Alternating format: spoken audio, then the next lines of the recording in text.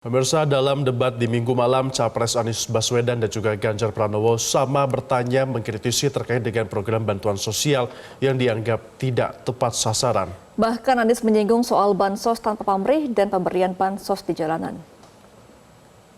Pertama, kita harus menyadari bahwa yang disebut sebagai bansos adalah bantuan untuk si penerima, bukan bantuan untuk si pemberi. Karenanya, dia diberikan sesuai dengan kebutuhan si penerima. Kalau penerimanya membutuhkan bulan ini, ya diberi bulan ini.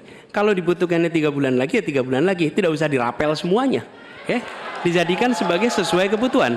Yang nomor satu, yang itulah yang disebut sebagai bansos tanpa pamrih. Kemudian yang kedua, pemberian bansos ini harus tepat sasaran. Artinya diberikan melalui pendataan yang baik, informasi data itu harus akurat, dan mekanisme pemberiannya melalui jalur birokrasi, bukan dibagikan di pinggir jalan, tapi dibagikan langsung di lokasi menggunakan jalur birokrasi.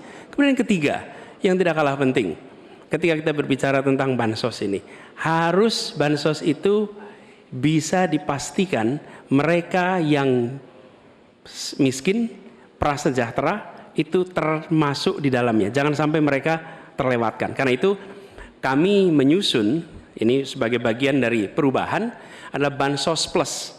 Angkanya ditingkatkan, yang belum masuk masih miskin dimasukkan dan diberikan bekal pelatihan, pendampingan supaya mereka pelan-pelan bisa mandiri dan hidup lebih sejahtera. Jadi kami melihat ketika sampai kepada bansos ini adalah atas nama negara. Ketika saya bertugas di Jakarta, semua paket bansos di kerdusnya diberikan label dibiayai APBD DKI Jakarta, bukan dari gubernur, dari uang rakyat lewat APBD DKI Jakarta. Ya, kali ini pasti setuju dong. Karena proses logic thinkingnya adalah datanya diperbaiki. Ini yang pernah kita lakukan, dan ketika kawan-kawan Kades sudah bersusah payah diberikan ke atas, balik lagi pada data yang sama.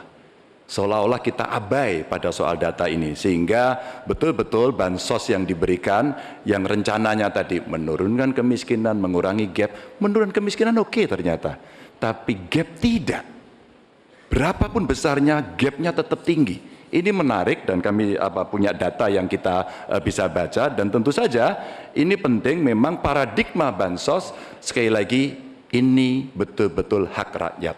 Tugas negara dan pemerintah adalah memastikan itu, bahwa ini adalah tepat sasaran dan tepat waktu.